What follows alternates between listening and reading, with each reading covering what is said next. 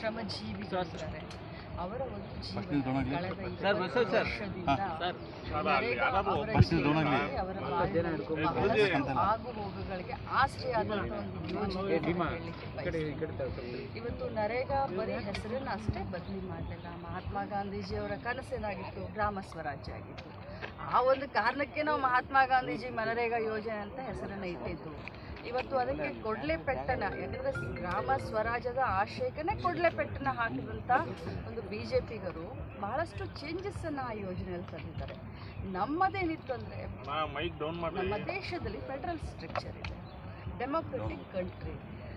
ದೇಶದಲ್ಲಿ ಯಾವುದೇ ಒಂದು ದೊಡ್ಡ ಕಾನೂನನ್ನು ಲಾಗು ಮಾಡಬೇಕಾದ್ರೆ, ತೆಗಿಬೇಕಾದ್ರೆ ಕೇಂದ್ರದವರು ರಾಜ್ಯದವ್ರ ಜೊತೆ ಚರ್ಚೆ ಮಾಡಬೇಕಾಗುತ್ತೆ. ಇದು ಒಂದು ಸಿಸ್ಟಮ್, ಸಂವಿಧಾನಿಕವಾದಂಥ ಹಕ್ಕನ್ನು ನರೇಗಾದಲ್ಲಿ ನಾವು ಎಲ್ಲ ಶ್ರಮಿಕರಿಗೆ ಕೊಟ್ಟಿದ್ವಿ. ಆದರೆ ಯಾವುದೇ ಒಂದು ಚರ್ಚೆಯನ್ನು ಮಾಡಿದೆ ತರಾತುರಿಯಲ್ಲಿ ನಮ್ಮ ಮೇಲೆ ಒಂದು ಹೇರಿದ್ದಾರೆ. ಬರೀ 17 ಗಂಟೆ ಅದು ಚರ್ಚೆ ಮಾಡಿದ್ದೀವಿ ಅಂತ ಹೇಳಿ ಅವ್ರು ಹೇಳ್ತಾರೆ. ಬಟ್ ಯಾರನ್ನೂ ಕೂಡ ವಿಶ್ವಾಸಕ್ಕೆ ತೆಗೆದುಕೊಳ್ಳದೆ ಮನರೇಗಾವನ್ನು VBG ಗ್ರಾಮಜಿ ಅಂತ ಅನ್ನುವಂಥ ಒಂದೇನು ಹೊಸದಾಗಿ ತೆಗೆದುಕೊಂಡು ಬಂದಿದ್ದಾರೆ. ಇದರಿಂದ ಗ್ರಾಮ ಪಂಚಾಯಿತಿ ಹಕ್ಕನ್ನು ಕಸಿದುಕೊಂಡಿದ್ದಾರೆ.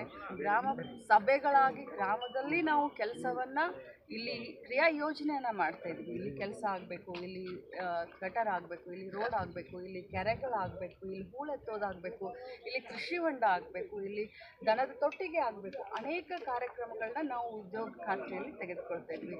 ಇದಕ್ಕೆಲ್ಲಕ್ಕೂ ತಿಲಾಂಜಲಿಯನ್ನು ಇಟ್ಟು ಇವತ್ತು ಹಳ್ಳಿಗಳ ಕೆಲಸವನ್ನು ಡೆಲ್ಲಿನಲ್ಲಿ ಕೂತ್ಕೊಂಡು ಅವರು ಡಿಸೈಡ್ ಮಾಡ್ತಾರೆ. ಆ ಡಿಸೈಡ್ ಮಾಡೋದು ಅಷ್ಟೇ ಅಲ್ಲದೆ ಈ ಗ್ರಾಮ ಪಂಚಾಯಿತಿಗೋ, ಈ ತಾಲೂಕಾಗೋ, ಈ ಜಿಲ್ಲೆಗೋ ಕೊಡಬೇಕು ಅಂತಂದರೆ ಅದು ಡೆಲ್ಲಿಯಿಂದ ಡಿಸೈಡ್ ಆಗಿ ಬರುತ್ತೆ. ಸೊ ಈ ಎಲ್ಲ ಕಾರಣದಿಂದ ನಾವು ಕಾಂಗ್ರೆಸ್ ಪಕ್ಷದವರು ಉದ್ಯೋಗ ಖಾತ್ರಿಯಲ್ಲಿ ಕೆಲಸವನ್ನು ಮಾಡ್ತಾ ಇರುವಂಥ ಸುಮಾರು 6 ಕೋಟಿ ಕುಟುಂಬ ಅವರ ಪರವಾಗಿ ನಾವು ಇದನ್ನು ಒಂದು ಪ್ರತಿಭಟನೆಯನ್ನು, ಆಂದೋಲನವನ್ನು ಇಡೀ ರಾಜ್ಯ ವ್ಯಾಪ್ತಿಯಾಗಿ, ಇಡೀ ದೇಶ ವ್ಯಾಪ್ತಿಯಾಗಿ ಮಾಡ್ತೀವಿ. ಹಣ ದುರುಪಯೋಗ ಆಗಿತ್ತು, ಹಾಗಾಗಿ ಇಷ್ಟೆಲ್ಲ ನಾವು ಬದಲಾವಣೆ ಮಾಡ್ತೀವಿ. ಇವು ಆಗೋದು ಇವ್ರಿಗೆ ಕಂಡು ಹಿಡಿದುಕೊಳ್ಳಿಕ್ಕೆ 11 ವರ್ಷ ಬೇಕಾಯ್ತಾ, 12 ವರ್ಷ ಬೇಕಾಯ್ತಾ? ನಾಚಿಕೆ ಆಗಬೇಕ್ರಿ BJP ಅವ್ರಿಗೆ. ಈ ರೀತಿ ಜನರ ದಿಕ್ಕನ್ನು ತಪ್ಪಿಸ್ತಾ ಇದ್ದಾರೆ. ಹಣ ದುರುಪಯೋಗ ಆಯಿತು ಅಂದರೆ 12 ವರ್ಷ ಏನು ಮಾಡ್ತಾ ಇದ್ರು? ಕತೆ ಕಾಯ್ತಾ ಇದ್ರು. ಮೇಡಮ್, 400 ಕೋಟಿ ರೂಪಾಯಿ ಬೆಳಗಾವಿಯಲ್ಲಿ 400 ಕೋಟಿ ರೂಪಾಯಿ ಪ್ರಕರಣ ಇನ್ನೂ ಎಷ್ಟು ಗೊಂದಲ ಉಳಿತು ನೋಡಿ. ಹೌದು, ಹೇಳೋದು ನಿಜ. ಯಾಕಂತಂದರೆ 2000 ನೋಟ್ ಸಿಕ್ಕಿದೆ. ಇದು ಬೆಳಗಾವಿ ಗಡಿ ಭಾಗದಲ್ಲಿ ಸಿಕ್ಕಿದೆ. ಚೋರ್ಲಾ ಘಾಟ್ ಅಂತ ಹೇಳ್ತೀವಿ. ಅಲ್ಲಿ ಗೋವಾ ಬಾರ್ಡರ್ ಇದೆ, ಮಹಾರಾಷ್ಟ್ರ ಬಾರ್ಡರ್ ಇದೆ, ಕರ್ನಾಟಕ ಬಾರ್ಡರ್ ಇದೆ. ಆದರೆ ಬೆಳಗಾವಿಯ ಪೊಲೀಸರು ಭಾಳಷ್ಟು ಚೆನ್ನಾಗಿ ತನಿಖೆ ಮಾಡ್ತಾ ಇದ್ದಾರೆ.